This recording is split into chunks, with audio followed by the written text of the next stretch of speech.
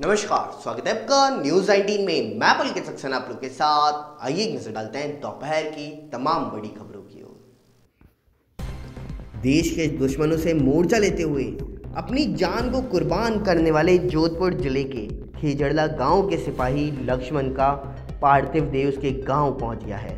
तिरंगे में लिपट कर आ रहे अपने लाडले को अंतिम विदाई देने के लिए लोगों का खेजड़ला भी पहुंच चुके हैं और जोधपुर से आज सुबह उसकी पार्थिव देह को लेकर के सेना का वाहन खेजड़ला के लिए रवाना हुआ था।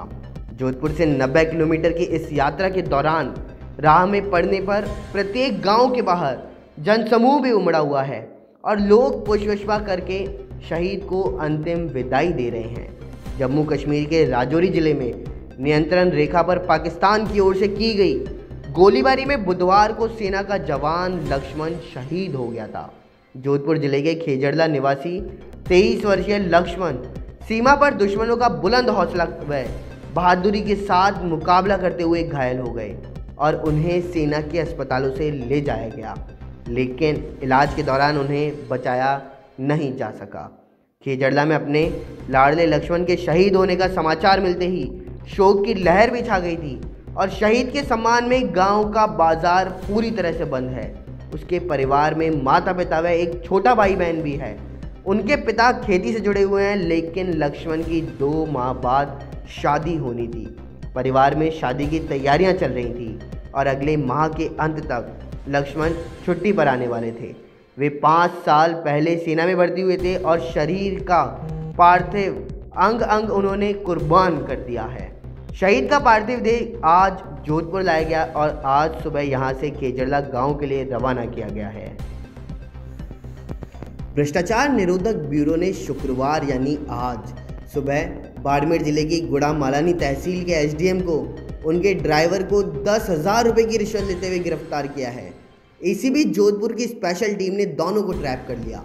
एसडीएम सुनील कटेवा ने यह रिश्वत एक मामले में स्टे देने के एवज में ली थी।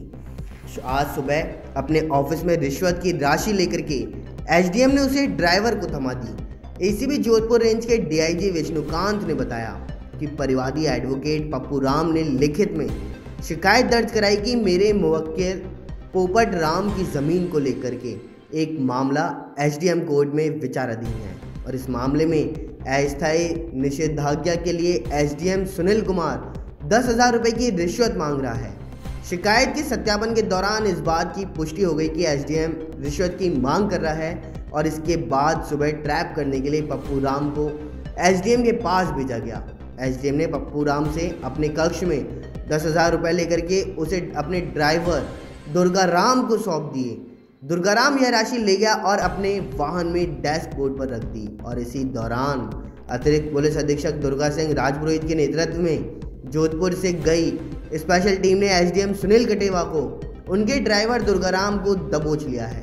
वाहन से रंग लगे 10,000 रुपये भी बरामद कर लिए गए हैं। साथ ही एसडीएम की टेबल पर लगे कांच से भी गुलाबी रंग निकला है। बाद में दोनों को गिरफ्तार कर लिया गया और इनसे पूछताछ अभी जारी है।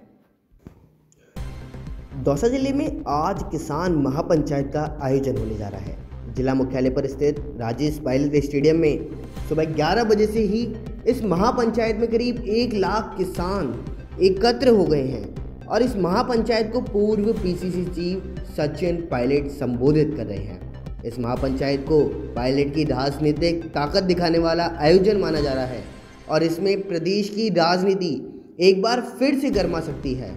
सीएम अशोक गहलोत और पूर्व डिप्टी सीएम सचिन पायलट में पिछले साल हुए सियासी घमासान के बाद में पायलट का यह पहला बड़ा सार्वजनिक आयोजन है।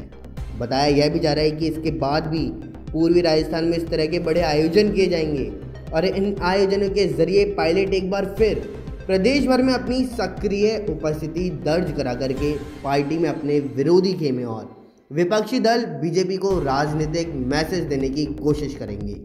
संयुक्त किसान मोर्चा के बैनर तरह आयोजन किया जा रहा है और वहीं किसान आंदोलन के समर्थन में और केंद्र सरकार के 3 कृषि कानूनों के विरोध में इस किसान महापंचायत का आयोजन किया जा रहा है। संयुक्त किसान महापंचायत के बाद राष्ट्रपति के नाम जिला कलेक्टर को ज्ञापन भी सौंपा जाएगा और इसमें तीनों कृषि विधेयक वापस लेने की मांग रखी गई है। बढ़ती महंगाई के बीच में लगातार महंगी हो रही घरेलू रसोई गैस आम आदमी की कमर तोड़ रही है। गुरुवार को तेल कंपनियों ने रसोई गैस के दाम 25 रुपये और बढ़ा दिए। इससे घरेलू सिलेंडर उपभोक्ताओं को अब 723 रुपये में मिलेगा। उपभोक्ताओं के लिए परेशानी वाली बात तो यह है कि लगातार दाम बढ़ने के साथ ही खाते में सब्सिडी आना भी बंद हो गई है, यानी उपभोक्ताओं को सिलेंडर के पूरे पैसे चुकाने पड़ेंगे।